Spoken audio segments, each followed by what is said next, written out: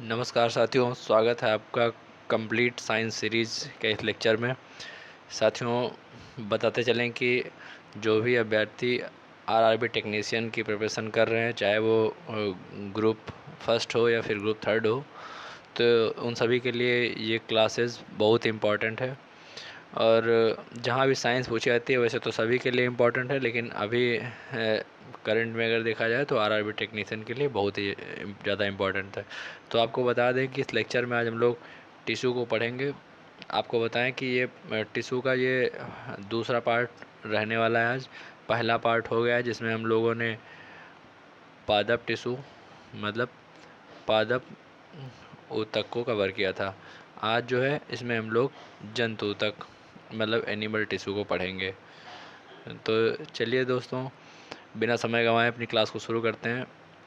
तो आपको बता दें कि जो जंतु ऊतक हैं मुख्यतः 4 प्रकार के होते हैं। इनके कौन कौन से प्रकार हैं, चलिए देखते हैं। तो देखें नंबर 1 पर, तो जो आपका पहला है इसको हम लोग बोलते हैं उपकला ऊतक मतलब एपिथेलियल टिश्यू। और दूसरा जो है आपका संयोजी ऊतक जिसको हम लोग बोलते हैं कनेक्टिव टिश्यू। तीसरा है आपका पेशीय ऊतक जिसको हम लोग बोलते हैं मैस्कुलर टिश्यू। और उसके बाद में चौथा है आपका तंत्रिका ऊतक जिसको हम लोग बोलते हैं नर्वस टिश्यू। अब इसके बाद में हम लोग इन सभी को एक एक करके देखेंगे। जो इनसे क्वेश्चन बनने वाले हैं उन सभी को भी देख लेंगे साथ में। चलिए शुरू करते हैं। तो देखेंगे, अगर उपकला टिश्यू की अगर बात करें तो ये क्या होता है। तो ये होता है या शरीर की बाहरी सतह, मतलब शरीर की बाहरी सतह, जैसे ये आपकी त्वचा हुई, इन सब की बात कर रहा। त्वचा तथा विभिन्न आंतरिक अंगों की सतह को ढकता है। और ये आपकी ये समझ लीजिए कि एक तरीके से डिफिनेशन हो गई। उसके बाद में अगर देखें कार्य क्या है, तो मुख्य कार्य क्या है, मुख्यतः इनका कार्य क्या है। तो सुरक्षा, भाई सेफ्टी प्रोवाइड करना, अवशोषण और स्राव पदार्थों का आदान प्रदान, ये इनके कार्य हो गए। और इनके उदाहरण क्या हैं, तो उदाहरण हम देख लेंगे। उदाहरण जो है त्वचा की बाहरी परत। त्वचा की बाहरी परत आप देखेंगे, त्वचा की बाहरी परत भाई सुरक्षा भी प्रदान करती है और अवशोषण भी करती है, अवशोषण भी करती है। और उसके बाद में नेक्स्ट अगला देखेंगे तो उदाहरण, तो आंत की आंतरिक परत, उसके बाद में श्वसन मार्ग की परत। तो ये आपका हो गया। उसके बाद में अब दूसरा जो है वो है आपका संयोजी ऊतक। तो भाई संयोजी ऊतक क्या होते हैं, इनको जान लेते हैं, जिनको हम लोग बोलते हैं कनेक्टिव टिश्यू। तो ये क्या होते हैं, शरीर के विभिन्न अंगों को जोड़ना एवं सहारा देना। शरीर के विभिन्न अंगों को जोड़ना एवं सहारा देना है किसका काम है, तो ये संयोजी ऊतक कनेक्टिव टिश्यू का काम है। अच्छा, इनके उदाहरण क्या हैं। इनके उदाहरण जैसे रक्त, अस्थि, अस्थि का मतलब बोन, हड्डी। दूसरा और आगे क्या है, जैसे टेंडन, ये टेंडन। अच्छा, टेंडन क्या होता है, तो ये जो आपके मसल्स हैं, मसल्स को बोन से जोड़ता है।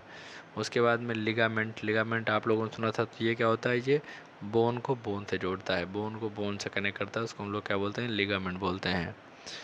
उसके बाद में आपका तीसरा क्या है, तो तीसरा नंबर आप देखेंगे तो इसमें क्या है, तो ये है पेशीय ऊतक मतलब कि मैस्कुलर टिश्यू। तो मैस्कुलर टिश्यू क्या होते हैं भाई, तो शरीर में गति मतलब मूवमेंट उत्पन्न करना इनका बेसिकली काम होता है। और ये 3 प्रकार के होते हैं। कौन कौन से प्रकार हैं, ये बेहद इंपॉर्टेंट है, इनको देखते चलते हैं। देखिए, आप लोग इस क्लास को 1 से 2 बार देख लेंगे, सारी चीज़ें आपको याद हो जाएंगी। और ये जितना भी कंटेंट दिया जा रहा है ये एग्ज़ाम के लिए बहुत ज़्यादा पर्याप्त है। इससे बाहर से चीज़ नहीं आएंगी। आप लोग विश्वास के साथ सारी क्लासें करते जाइए, आसानी से सारे क्वेश्चन अटेम्प्ट कर पाएंगे। उसके बाद में इसमें देखें तो रेखीय पेशी। रेखीय पेशी क्या है, तो स्ट्रेटेड मतलब कि स्केलेटल मसल्स, जिसमें आप देखेंगे तो धारियाँ दिखाई देती हैं, इच्छा अनुसार नियंत्रित होती हैं, हड्डियों से जुड़ी होती हैं, ये सारी चीज़ें इसमें हैं। उसके बाद में नेक्स्ट अगर देखेंगे आरेखित पेशी। आरेखित पेशी क्या होती है, तो ये होती है स्मूथ मसल। स्मूथ मसल, इसमें धारियाँ नहीं होती हैं और इनका जो नियंत्रण होता है तो अनैच्छिक होता है। और अगर आगे देखें तो जैसे आंत, रक्त वाहिकाओं, ये सब होती हैं।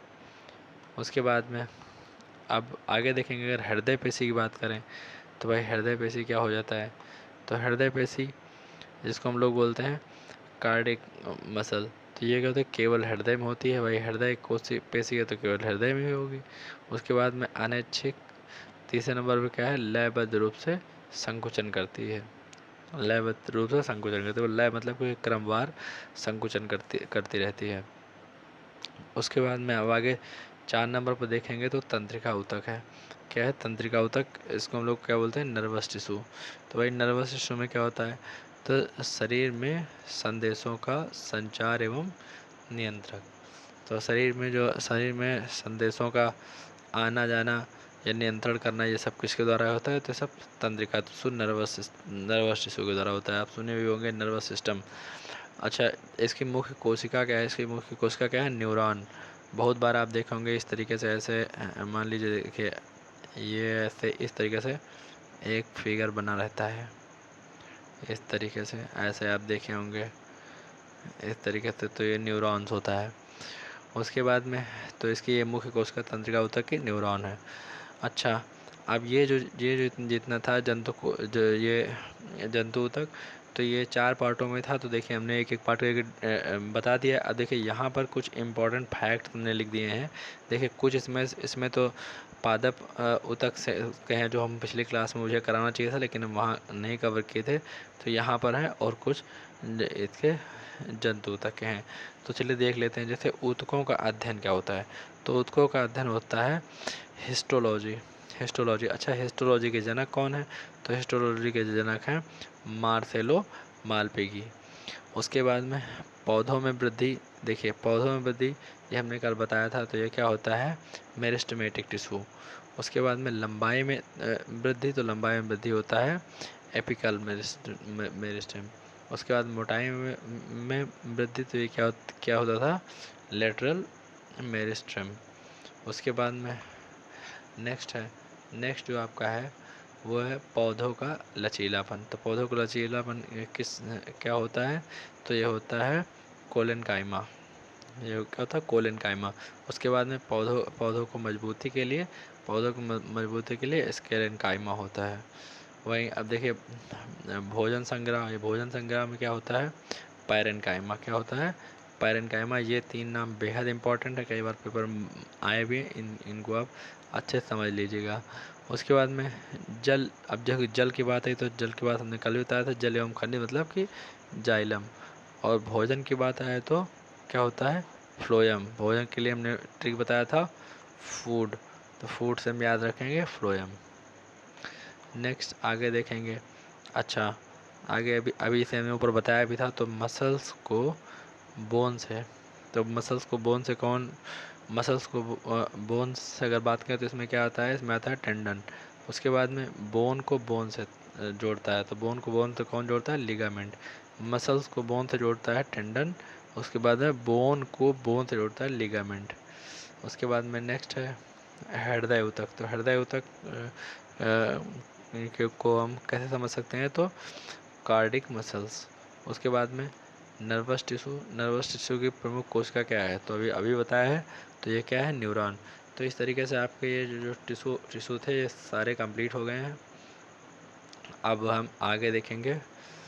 तो आपको बता दें कि आपको ये वीडियो कैसी लगी, आप लोग लाइक कर दीजिएगा। उसके बाद में लाइक कर दीजिए और शेयर कर दीजिए, सब्सक्राइब कर दीजिए, और कमेंट के माध्यम से बताइए भाई। और कुछ अगर आप लोगों को चेंज चाहिए तो कमेंट के माध्यम से आप बता सकते हैं। तो आप लोगों को वीडियो कैसी लगी, लाइक शेयर ये सब ज़रूर कर दीजिए, जिससे कि थोड़ा सा मोटिवेशन मिलता रहे। तो चलिए दोस्तों, यहीं पर क्लास को कंप्लीट करते हैं। धन्यवाद, जय हिंद।